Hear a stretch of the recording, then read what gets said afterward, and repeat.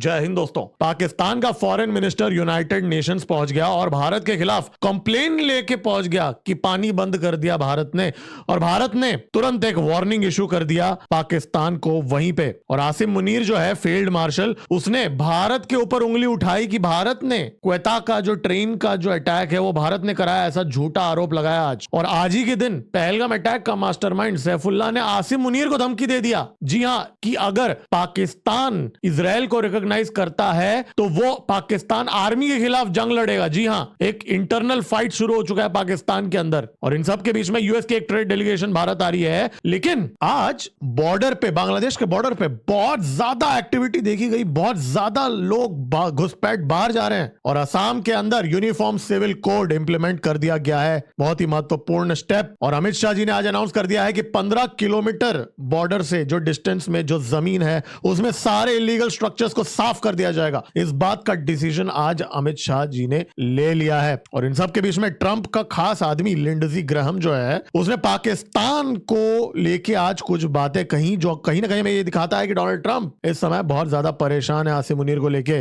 और इन सब के बीच में भारत की सरकार ने फिल्म मेकर्स को बोला है कि चाइना बैशिंग नहीं करना चाहिए। इस बात को लेके चाइना की मीडिया में बातें चल रही हैं कि भारत की सरकार ऐसा क्यों कर रहा है। अब यहाँ पे क्या नया चीज हो गया इस पे भी बात तो करेंगे, लेकिन कनाडा की इंटेलिजेंस सर्विस जो है वो कॉम्प्रोमाइज हो चुकी है, ऐसा भारत के एक एनवॉय ने आज खुलासा किया। इसको लेके कनाडा के अंदर हड़कंप मच चुकी है, और ये जो खालिस्तानी है ना, उन्होंने आज घुटने टेक दिए। उनके पार्लियामेंट के अंदर के खालिस्तानियों ने आज कहा कि नहीं जी, हम तो सेपरेटिज्म में इन्वॉल्व ही नहीं है जी। तो डर का माहौल है कनाडा के अंदर इस समय। और इन सब के बीच में रशिया ने अब जो बैंक्स हैं वहां पे उनको एंटी ड्रोन सिस्टम्स अपने खर्चे पे डिप्लॉय करने के लिए बोल दिया। मतलब ये बहुत भयंकर लेवल पे एस्केलेशन चल रहा है। और भारत के मित्र अर्मेनिया, भारत का एक बहुत बड़ा जो कस्टमर है डिफेंस का, उसको रशिया ने धमकी दे दी आज। जी हां, रशिया ने उसको कहा कि अगर अर्मेनिया यूरोपियन यूनियन ज्वाइन करता है, अभी कुछ ही दिनों में वो डिसीजन लेने वाला है, तो रशिया तेल बंद कर देगा अर्मेनिया का। और मार्को रूबियो अर्मेनिया पहुंच गए इन सब के बीच में। तो क्या यहां पे सेंध लगाने की कोशिश कर रहा है अमेरिका, भारत और अर्मेनिया के रिश्तों के बीच में, भारत और रशिया के रिश्तों के बीच में। इसके अलावा और बहुत सारे और अपडेट्स है जो मैं लेके आया हूं इस वीडियो के अंदर, इसलिए लाइक का बटन तुरंत दबा दीजिए। देखिए, जो इन्फॉर्मेशन मैं आपको अगले 30 मिनट में दूंगा ये आपको पूरे यूट्यूब में कहीं पे भी नहीं मिलेगा। इसके लिए सब्सक्राइब का बटन दबा दीजिए और अपडेटेड रहिए। चलिए स्टार्ट करते हैं। मेरा नाम है गिरीश और आप देख रहे हैं जियो पॉलिटिक्स। चलिए स्टार्ट करते हैं।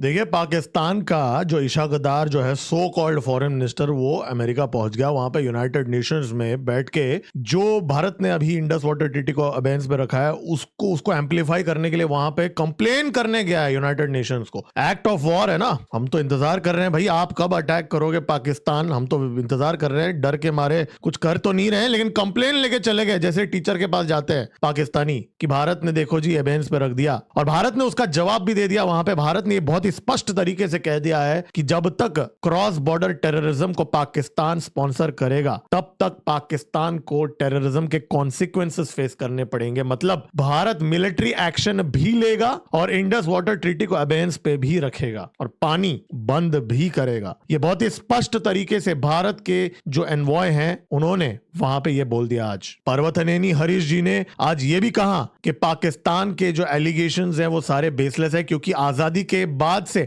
पाकिस्तान का डॉक्ट्राइन रहा है कि ब्लीडिंग इंडिया बाय 1000 कट्स वाला डॉक्ट्राइन रहा है। तो पाकिस्तान यूनाइटेड नेशंस की चार्टर की बात ना ही करे तो बेहतर है। और पाकिस्तान ने आजादी के बाद पाकिस्तान ने बहुत सारे कॉन्फ्लिक्ट शुरू किए भारत के साथ। पाकिस्तान भारत को लेक्चर देने की कोशिश ना ही करे तो बेहतर है। ये बात भारत ने आज यूनाइटेड नेशंस में बोल दिया। पाकिस्तान को एक वार्निंग भी यहां पे इशू कर दिया। लेकिन भारत यहां पे क्या गेम खेल रहा है, हमारी सरकार यहां पे क्या गेम खेल रही है, क्योंकि आज एक और खबर भी आई है कि पाकिस्तान का जो पानी है, चेनाब नदी में जो सलाल डैम जो है उसमें जो गेट्स हम ओपन कर रहे हैं वो हमने इन्फॉर्म कर दिया पाकिस्तान को, जी हां, कि फ्लड्स वहां आ सकता है करके। और पाकिस्तान का जो सियालकोट वाला जो उनका एरिया है वहां पे उन्होंने वार्निंग भी दे दिया। और तो भारत ने अब पिछले साल अगस्त के महीने में ऐसा एक अलर्ट जारी किया था पाकिस्तानियों के लिए। हालांकि अभी हमारे पास कोई ऑब्लिगेशन नहीं है देने के लिए, लेकिन फिर भी हमारी सरकार ने अब पाकिस्तान को ये एक वार्निंग दिया है कि फ्लड्स आ सकते हैं, जी हाँ, चेनाब नदी में। तो आज ये भी एक खबर आई है। तो एक तरफ हम प्रेशर बिल्ड कर रहे हैं, लेकिन दूसरे तरफ हम कैरेट और स्टिक की स्ट्रेटेजी अपना रहे हैं। यहाँ पे हम स्टिक दे रहे हैं और थोड़ा बहुत कैरेट भी दे रहे हैं। लेकिन हम ये काम क्यों कर रहे हैं? क्योंकि इससे क्या पाकिस्तानी रुकने वाले हैं? वो तो अपना प्रोपेगेंडा चलाने ही वाले हैं ना। लेकिन ये बात जरूर है कि हम 7 अलग अलग वाटर प्रोजेक्ट्स बना रहे हैं, चेनाब नदी और जो दूसरे भी नदी हैं उनमें, जो इस साल से उनके कंप्लीशन स्टार्ट हो रहे हैं। तो हमने वो जो वाटर डाइवर्शन तो स्टार्ट किया है, लेकिन फ्लड अलर्ट्स हमने इशू करना स्टार्ट कर दिया। पाकिस्तानियों को रहम करके हम दे रहे हैं। पाकिस्तानी जो है थोड़ा सा जो ह्यूमैनिटेरियन चीजों को हम कंसिडर कर रहे हैं, उसके लिए ग्रेटफुलनेस दिखाया थोड़ा। और ग्रेटफुलनेस तो दिखाया ही है। आसिम मुनीर ने भारत को आज ब्लेम कर दिया, भारत के ऊपर झूठा आरोप लगाया कि भारत क्वेता के अंदर जो ट्रेन में जो अटैक हुआ, जिसमें अनऑफिशियली माना जा रहा है 50 से ज्यादा पाकिस्तानी ट्रूप्स मारे गए हैं और 100 से ज्यादा घायल हो गए, मतलब वो काम करने के लायक नहीं है। ठीक है, इतना बड़ा अटैक ये भारत ने कराया, ऐसा झूठा आरोप आज आसिम मुनीर ने वहां पे लगाया। और फिर वो जो फितना अल हिंदुस्तान, जो गंदा सा कुछ नाम उन्होंने रखा है। तो बलोचिस्तान विजिट किया आसिम मुनीर ने, जोब डिस्ट्रिक्ट में विजिट किया, क्योंकि इस समय मोराल जो है पाकिस्तान आर्मी का बलोचिस्तान के अंदर बहुत ज्यादा डाउन है, क्योंकि तबले की तरह बजाया जा रहा है पाकिस्तानी आर्मी को बलोचिस्तान के अंदर, और ये मोराल डाउन है। इसलिए आसिम मुनीर ईद के ओकेजन में वहां पहुंच गया और भारत के ऊपर डायरेक्टली ओपनली यहां पे वार्निंग दिया। पाकिस्तान आर्मी के चीफ ने कहा कि हम टेररिज्म को जो लोग कर रहे हैं उनको और उनके परपेट्रेटर्स को, दोनों को फुल फोर्स में हम ये करेंगे। देखिए, अभी 1 साल से पाकिस्तानी जो है, आर्मी जो है, वो भौंक रहे हैं कि भारत बलोचिस्तान के अंदर करवा रहा है चीजें। तो अगर सच्ची में ये बात है तो हमने तो हाथ तो पकड़ा नहीं है पाकिस्तान का। किसी ने पकड़ा है क्या? हमने तो कुछ किया नहीं है। ठीक है, अगर आपको ऐसा लगता है तो कर लीजिए जो करना है। वो नहीं करेंगे क्योंकि उन्होंने नहीं किया, क्योंकि उनको पता है कि ये उन्हीं के जो जुल्म उन्होंने बलोचियों के ऊपर किया, बलोचियों को पैरों तले जो कुचला है पाकिस्तान आर्मी ने, उसी का ये नतीजा है जो वो भोग रहे हैं। और इंटेलिजेंस रिपोर्ट्स ये बता रही हैं कि चाइना बाहर तो बोल रहा है कि आयरन ब्रदर है, ये है, वो है, लेकिन चाइना बहुत ज्यादा नाराज है क्योंकि उनके सारे प्रोजेक्ट्स अटके पड़े हुए हैं। चाइना का $65 बिलियन यहाँ पे वेस्ट हो रहा है। लेकिन आसिम मुनीर को आज पहलगाम अटैक के मास्टरमाइंड सैफुल्ला कसूरी, डेप्यूटी चीफ जो लश्कर तैयबा का है, उसने धमकी दे दिया। जी हाँ, ओपनली। ये वीडियो आप देखिए, एक क्लिप वायरल हो रहा है। करते हैं, तुम भी इस्राइल के यहूदियों को कबूल कर लो। हालांकि ऐसा नहीं हो सकता। जो ऐसा करेगा, वो हुक्मरान हो, वो बादशाह हो, वो जो भी इस्राइल को कबूल करेगा, वो हलाक हो जाएगा, तबाह हो जाएगा, बर्बाद हो जाएगा। इंशाअल्लाह ये उम्मत मुसलमा, हमारा ईमान है, ये किसी तौर पर भी बदमाश, दहशतगर्द, दुनिया के सबसे बड़े गुंडे इस्राइल को कभी तस्लीम नहीं करें। तो यहाँ पे सैफुल्ला कसूरी ने डायरेक्ट वार्निंग दे दिया है आसिम मुनीर को। उसने हुक्मरान का नाम लिया है। मतलब हुक्मरान कौन है? लीडर्स जो है ना, आसिम मुनीर, शहबाज शरीफ। तो ये तो डायरेक्ट थ्रेट है आसिम मुनीर के लिए। और क्लियरली उसने साफ शब्दों में कहा है कि अगर पाकिस्तान इजराइल को रिकॉग्नाइज करता है तो उनको असैसिनेट कर दिया जाएगा, उनको डिस्ट्रॉय कर दिया जाएगा, उनको रुइन कर दिया जाएगा। मतलब सीधा असैसिनेशन का कॉल दे रहा है ये बंदा। तो पाकिस्तान के अंदर इंटरनल सिचुएशन इस समय ये हालत है, और यही पाकिस्तान आर्मी और ISI ने इनको पाल पोस के बड़ा किया, यही लश्कर तैयबा को। और ये सैफुल्ला को आज इतनी हिम्मत अगर आ रही है तो आप सोचिए पाकिस्तान के अंदर इन लोगों का इन्फ्लुएंस किस लेवल का होगा, ISI के अंदर या आर्मी के अंदर, या उनका अंडरस्टैंडिंग किस लेवल का होगा। क्या यहाँ पे कोई अननोन गनमैन इसको भी लुढ़काने वाला है? इस तरह हो सकता है ISI के अननोन गनमैन इसको आगे जाके लुढ़का दे, क्योंकि ये अब एस्टेब्लिशमेंट के खिलाफ बात करने लगा है। और अगर कोई धुरंधर है तो शायद उसको बस थोड़ा रिलैक्स करने की जरूरत है। ये तो अपने आप ही निपट जाएगा अगर ऐसी बातें अगर ये लगातार वहां करते रहेगा आसिम मुनीर के खिलाफ। तो दोस्तों, पॉपकॉर्न ले लीजिए, और मजा तो तब आएगा जब ये कुछ एक्चुअली एग्जीक्यूट करेगा पाकिस्तान आर्मी और ISI के खिलाफ। देखिए, और भी बहुत अपडेट है भारत के बॉर्डर को लेके भी, उस पर आते हैं, लेकिन ये एक रिलेटेड न्यूज है तो मैंने सोचा अभी ही कर लेते हैं, इसको खत्म निपटा देते हैं।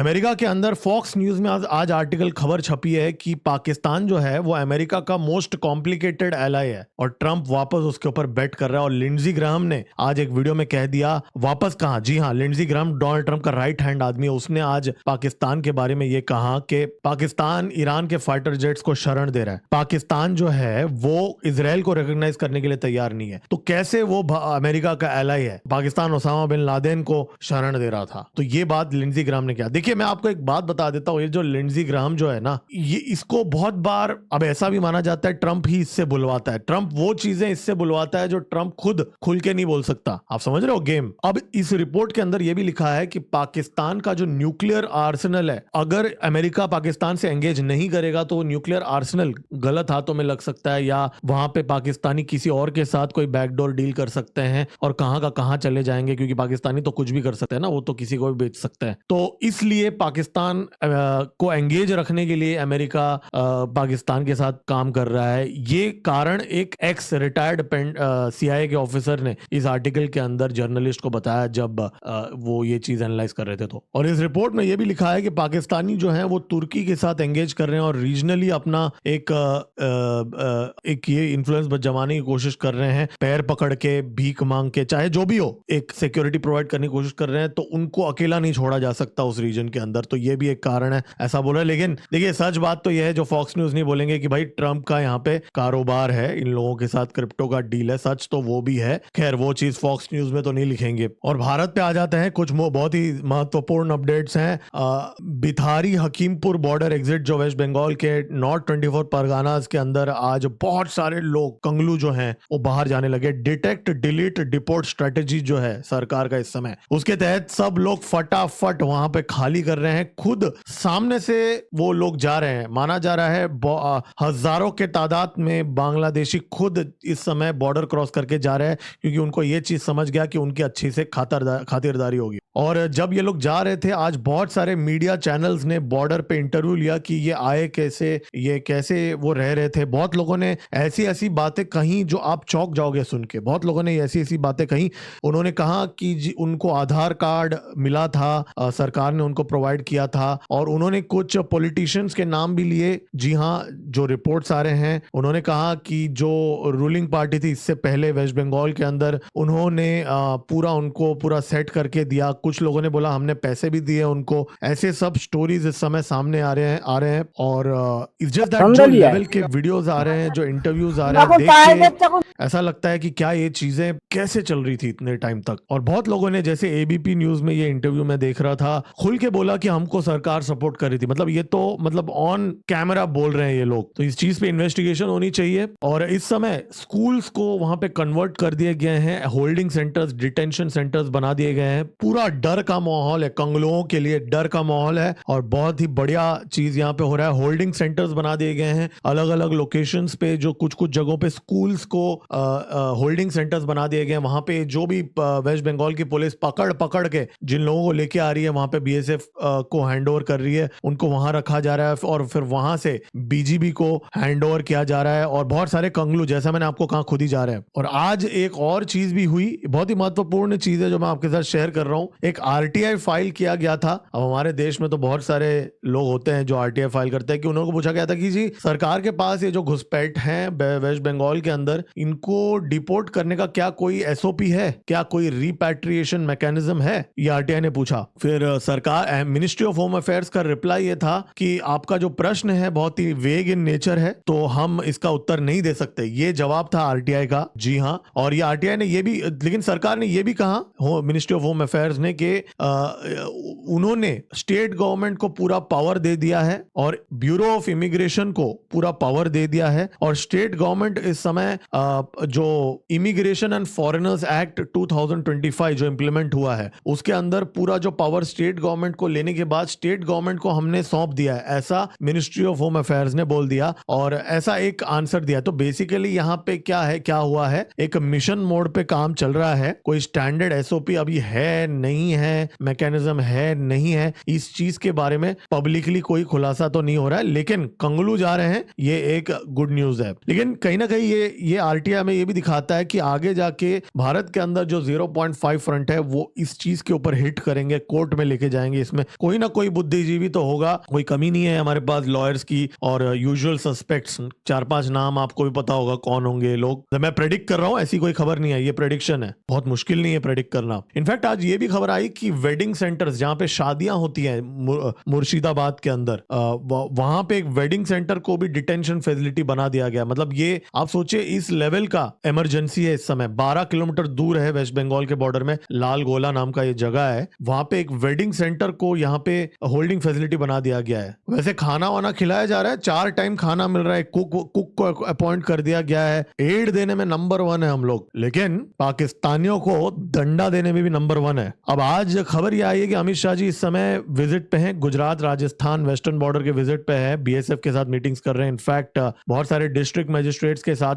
बॉर्डर स्टेट्स पे उनकी मीटिंग हुई। आज एक और उन्होंने एक डिसीजन लिया है कि बॉर्डर के पास 15 किलोमीटर के रेडियस में सारे इलीगल स्ट्रक्चर्स को प्रायोरिटी बेसिस पे तोड़ा जाएगा। जी हाँ, देखिए वैसे तो ये इलीगल स्ट्रक्चर्स हैं, वैसे भी इनको बोलने की जरूरत नहीं है, आइडियली होना चाहिए, लेकिन इस समय इमरजेंसी बेसिस पे बोला गया है कि उसको प्रायोरिटाइज किया जाए कि बॉर्डर के नजदीक 15 किलोमीटर में जितने भी लोग रह रहे हैं, जो भी बिजनेस हैं, बैंक्स हैं, कोई बड़े बिजनेस एस्टेब्लिशमेंट्स हैं, वहां पे जो एम्प्लॉयज काम कर रहे हैं, और जो फेक कंपनीज हैं, फेक आधार कार्ड्स हैं, इन सब को यहाँ पे ये किया जाएगा। और बीकानेर में ये मीटिंग हुई, आज जो मीटिंग हुई, पूरे राजस्थान में ये चीज इंप्लीमेंट की जाएगी। तो वॉर फुटिंग पे काम चल रहा है, बॉर्डर सिक्योरिटी का काम। और आज दोपहर को मैंने डेडिकेटेड वीडियो बनाया, आप वो वीडियो जाके देख सकते हैं। डेमोग्राफी चेंज को लेके भी एक कमेटी बिठाई गई है जहां पे विस्तार में मैंने बात किया है, वो वीडियो आप जाके देख सकते हैं। दोस्तों इस बात पे सब्सक्राइब का बटन दबा दीजिए, क्योंकि आप अपडेटेड रहेंगे, ये चीजें हम बहुत बारीकी से रोज ट्रैक करते हैं, इसके लिए सब्सक्राइब का बटन दबा दीजिए और अपडेटेड रहिए। वैसे दोस्तों एक वीडियो आज वायरल हो रहा है, ये आप देख लीजिए, बांग्लादेश बॉर्डर है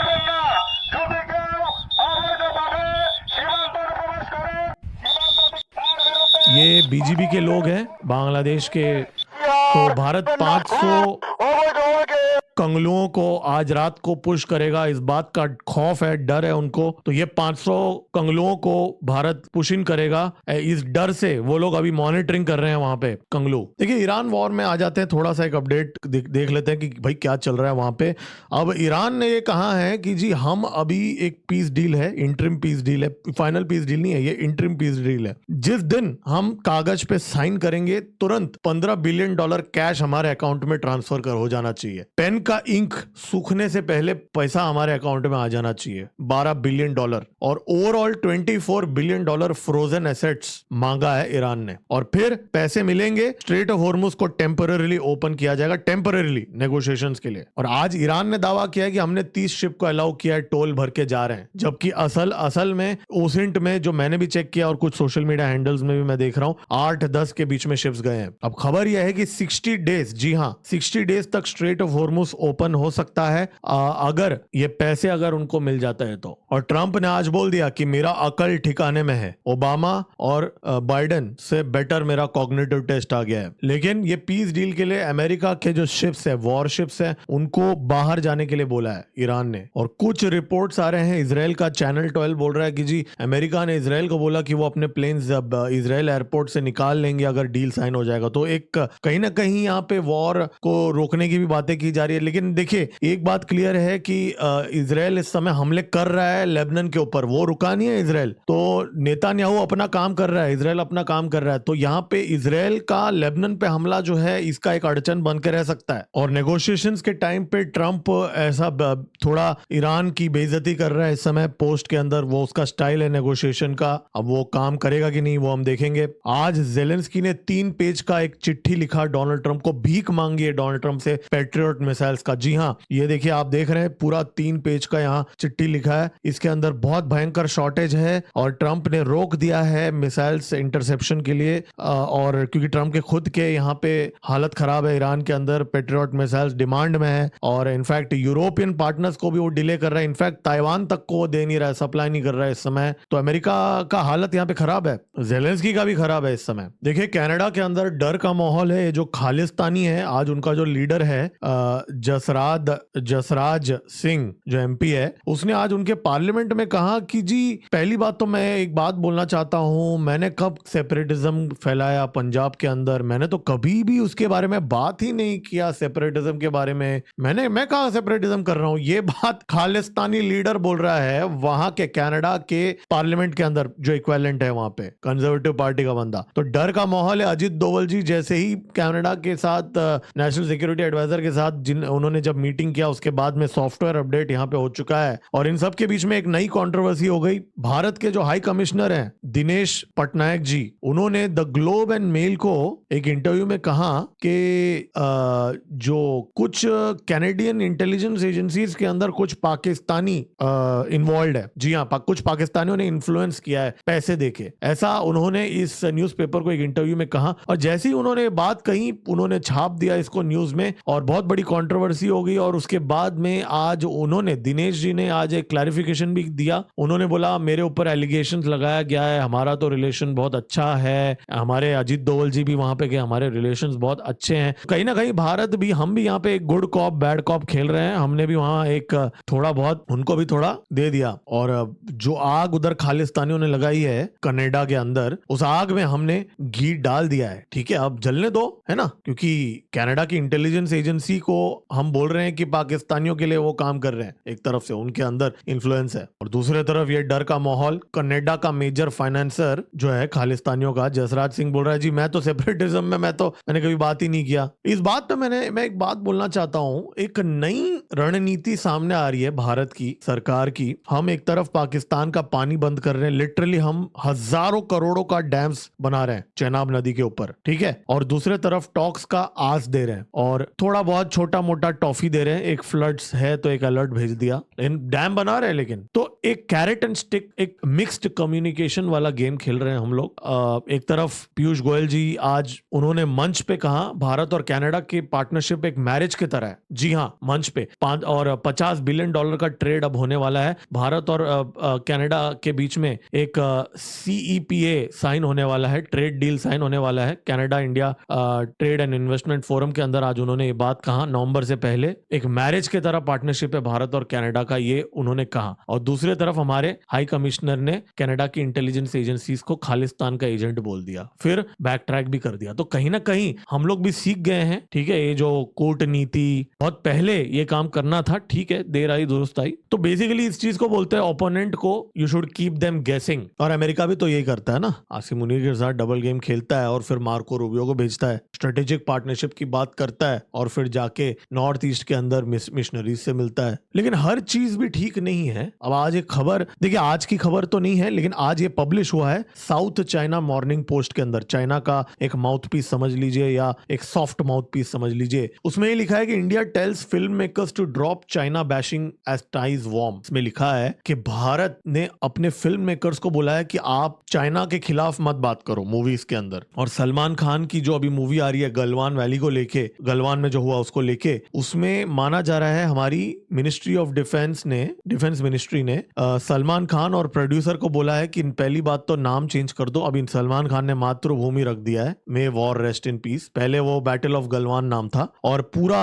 माना जा रहा है 20-30% रीशूट हो रहा है वो। जी हाँ, तो जो एंटी चाइना डायलॉग्स तो उसको एडिट किया जा रहा है। अब यहाँ पे प्रॉब्लम क्या है मालूम है? हमारी सरकार चाइना के साथ रिश्ते सुधारने के लिए हमारे फिल्म मेकर्स को बोल रही है कि जी आप चाइना के बारे में कुछ गलत मत बोलो, बुरा लग जाएगा चाइना को, ठीक है। लेकिन यही चाइना, देखिए मैं ये कोई फैन नहीं हूं सलमान खान का, ना ही मैं बॉलीवुड का कोई फैन हूं। मैं आपको बस एक लॉजिकल बात बता रहा हूं, मुझे कोई फिल्म मेकर्स का साइड नहीं ले रहा हूं, मैं आपको एक लॉजिकल बात बता रहा हूं। तो हम लोग यहाँ पे इतना टची हो रहे हैं। और दूसरे तरफ ये वीडियो आप देखिए, ये चाइना के अंदर का वीडियो, उनके सोशल मीडिया में भारत का मजाक उड़ाया जा रहा है कि भारत के प्लेन्स ऐसे गिर रहे हैं। और ये देखिए चाइनीज जो है ये मूंछ का ये ऐसा लगा के ये लोग ऐसा सब मजाक उड़ा रहे हैं भारत का, क्योंकि वो चाइना का J-10 का मार्केटिंग भी तो करना है ना, फील्ड जो शूट डाउन हो चुके हैं। तो चाइना वाले, और देखिए ये सब चाइना की टीवी पे जब होता है ना तो सीसीपी के थप्पे से होता है। ये चाइना में आप किसी दूसरे देश को ऐसे ही मॉक नहीं कर सकते, आपको एक ऑफिशियल अनऑफिशियल अप्रूवल चाहिए, वरना उनकी सरकार को जो चीज पसंद नहीं है तो 2 मिनट में डिलीट करवा देते हैं। ठीक है, तो उनकी सरकार जब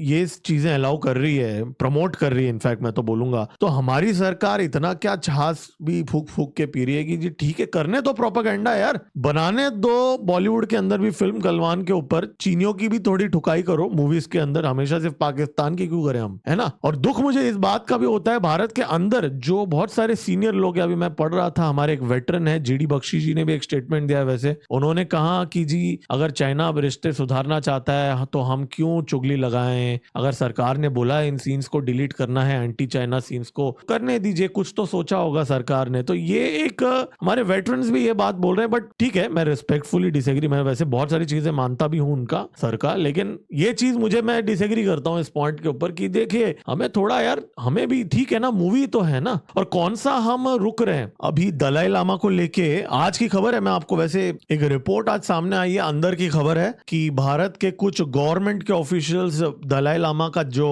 धर्मशाला के अंदर जो उनका जो नया पॉलिटिकल लीडर चुना जा रहा है वहां जाएंगे। जी हाँ, और चाइना ने वार्निंग दिया है। तो एक तरफ हम ये चीज कर रहे हैं और दूसरे तरफ मूवी पे, एक फिल्म के अंदर 2-4 डायलॉग एंटी चाइना डालने के लिए हम इतना डर रहे हैं। ठीक है, हमें इस समय रेयर अर्थ मिनरल्स मांग रहे हैं, इलेक्ट्रॉनिक कंपोनेंट्स मांग रहे हैं, हमारा वैसे सेकंड लार्जेस्ट ट्रेडिंग पार्टनर है चाइना, इसमें कोई दो राहें नहीं है, लेकिन एक मूवी से तो भारत और चाइना के रिलेशन खराब नहीं होंगे। और जहां पे खराब होना चाहिए कि ऑपरेशन सिंदूर में जो चाइना ने पाकिस्तान को सपोर्ट किया, उसको लेके हम मुद्दा नहीं उठा रहे हैं। देखिए, रशिया ने भारत के मित्र आर्मेनिया को एक वार्निंग दे दिया है कि जो सस्ते में तेल वो सप्लाई करता है वो अब सस्ता नहीं होगा, महंगा होगा या बंद भी हो जाएगा। जी हाँ, 80% आर्मेनिया का तेल रशिया सप्लाई करता है, वो अभी रिस्क में है। क्यों? क्योंकि अगले 10 दिन के अंदर आर्मेनिया यूरोपियन यूनियन ज्वाइन करने का डिसीजन ले सकता है। जी हाँ, पशिन्यान और इन सब के बीच में मार्को रूबियो भारत से आर्मेनिया पहुंच गए। जी हाँ, भारत से निकलते ही आर्मेनिया पहुंच गए। वहां पे उन्होंने एक एग्रीमेंट साइन किया आर्मेनिया के साथ, स्ट्रेटेजिक पार्टनरशिप साइन किया, और इस समय आर्मेनिया को यूरोपियन यूनियन के अंदर लिया जा रहा है। और आर्मेनिया के पास भी by the way rare earth minerals हैं, वहां पे भी अमेरिका ये डील कर रहा है और आर्मेनिया को यूरोपियन यूनियन के साइड में खींच रहा है। और ये बात व्लादिमीर पुतिन को बिल्कुल पसंद नहीं है, इसलिए व्लादिमीर पुतिन ने धमकी दे दिया आज और कहा कि बॉस अगर ये करोगे तो कुछ भी हो सकता है आगे जाके। और भारत का यहाँ पे, हमारा यहाँ पे क्या इंटरेस्ट ये है कि आर्मेनिया हमारा, हम सप्लाई करते हैं वेपन्स, तो ये मार्को रूबियो अब आर्मेनिया के पास जाके भारत के जो डिफेंस डील्स क्या छीनने की कोशिश कर रहा है, वहां पे अमेरिकन इक्विपमेंट बेचने की कोशिश करेगा। देखिए, इस समय अमेरिका का खुद का हालत खराब है, वेपन शॉर्टेज है, वेपन बनाने के लिए रेयर अर्थ मिनरल्स का ही शॉर्टेज है मार्केट के अंदर। तो अभी अगले 1-2 साल में मुझे लगता तो नहीं है, मेरे कैलकुलेशन के हिसाब से अमेरिका ऐसा बोलेगा कि आप भारत से मत लो, क्योंकि अमेरिका खुद भी नहीं बेच सकता, सप्लाई नहीं कर सकता। ताइवान तक के वेपन्स को रोक रहा है अमेरिका, यूक्रेन तक को देने के लिए वेपन्स नहीं है। लेकिन लॉन्ग रन में 3-5 साल में हो सकता है अमेरिका अब आर्मेनिया पे प्रेशर डाले कि भारत से आप मत खरीदे। ऐसा गंदा और घटिया काम अमेरिका कर सकता है, और रशिया को भी यहाँ पे बाहर निकाला जा रहा है। तो देखिए, पिछले 5 साल में ना रशिया और चाइना को टारगेट किया जा रहा है अमेरिका के द्वारा, इसमें कोई दो राहें नहीं है। यूक्रेन हो, ईरान हो, आर्मेनिया हो, पूरा पुश किया जा रहा है, कोई दो राहें नहीं है, चाहे वो बाइडेन एडमिनिस्ट्रेशन हो या ट्रंप एडमिनिस्ट्रेशन हो। और इन सब के बीच में ट्रंप अपना 2 पैसा कमा रहा है पाकिस्तान के साथ बस। व्लादिमीर पुतिन कजाकिस्तान जा रहे हैं इस समय। जी हाँ, और कजाकिस्तान भारत का सबसे बड़ा यूरेनियम का सप्लायर है। हमारा जो न्यूक्लियर प्लांट में जो मस्त यूरेनियम जो आता है ना, वो कजाकिस्तान से आता है। पुतिन वहां चले जा रहे हैं इस समय मीटिंग करने के लिए, और फिर वहां पे चाइना के लिए एक गैस पाइपलाइन इनॉग्रेट हो रहा है और न्यूक्लियर प्लांट डाला जा रहा है कजाकिस्तान के अंदर। तो भारत का यहाँ पे एक इंटरेस्ट ये है कि कजाकिस्तान बहुत ही महत्वपूर्ण देश है, हमारा पूरा न्यूक्लियर प्लांट्स जो है सब कजाकिस्तान से लाए हुए यूरेनियम से चलता है। हमारे जो न्यूक्लियर वॉरहेड्स हैं पाकिस्तानियों के ऊपर दागने के लिए, वो भी कजाकिस्तान से उनके ये आते हैं, यूरेनियम आता है। लेकिन एक कंसर्निंग डेवलपमेंट ये भी है कि रशिया के अंदर अब एक नया लॉ पास हो गया कि सेंट्रल बैंक, रशिया का जो सेंट्रल बैंक है, उनको अब ड्रोन्स,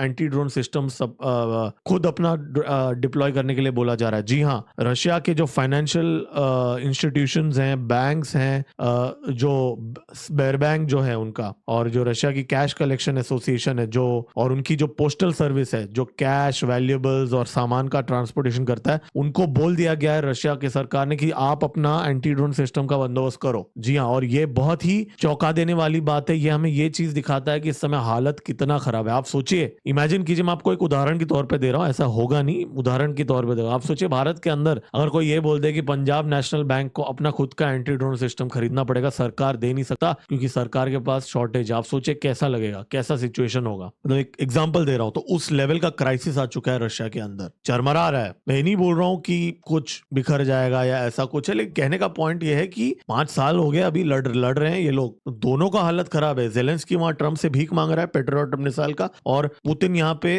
अपना खुद का बंदोबस्त करने के लिए बोल रहा है फाइनेंशियल इंस्टीट्यूशंस को, क्योंकि यूक्रेन तो ड्रोन से हिट करेगा बैंक्स वगैरह को। तो देखिए आज जो आसिम मुनीर जो है उसने भारत के ऊपर आरोप लगा दिया कि जी क्वेता का जो ट्रेन का अटैक है वो भारत ने कराया। ये उनका स्टैंडर्ड प्लेबुक है। लेकिन सबसे शॉकिंग चीज आज ये लगी कि ये जो सैफुल्ला कसूरी ने आसिम मुनीर को आज कैमरा के सामने धमकी दी, तो वो चीज हमें ये दिखाता है कि यहाँ पे इंटरनल फ्रैक्चर हो रहा है पाकिस्तान के अंदर, बैंड बज रही है उन लोगों की। बलोचिस्तान इस लेवल पे अनस्टेबल हो चुका है कि उनके हाईवेज पे आज भी वीडियोज आ रही थी। मैंने अभी ऑलरेडी आधा घंटा हो गया इस शो, आधे घंटे से ज्यादा मैं इसको लंबा नहीं करना चाहता हूं। ऐसे वीडियोज आई हैं जो कल डिस्कस कर लेंगे, जहां पे हाईवेज पे बलोचिस्तान में लूटा जा रहा है रेयर अर्थ मिनरल्स को। लॉ एंड ऑर्डर ठप पड़ चुकी है, तो हालत खराब है। तो दोस्तों सब्सक्राइब का बटन दबा दीजिए, क्योंकि ये जो अपडेट्स मैंने आपको 30 मिनट के अंदर दिया है इकट्ठा एक जगह पे, ये आपको पूरे यूट्यूब में कहीं नहीं मिलेगा। इसके लिए आप सपोर्ट कीजिए इस चैनल को, क्योंकि QR कोड आपके सामने है, इस पे भी आप कंट्रीब्यूट करके इस चैनल को सपोर्ट कर सकते हैं। सुपर स्टिकर आप खरीद के हमारे एफर्ट को आप वैल्यू कर सकते हैं, और मेंबरशिप भी खरीद सकते हैं। आप हमारा टेलीग्राम ग्रुप है उसको भी आप ज्वाइन कर सकते हैं। और मैं तुरंत लेके आऊंगा दूसरा वीडियो। मेरा नाम है गिरीश और आप देख रहे हैं MGO पॉलिटिक्स। जय हिंद, भारत माता की जय।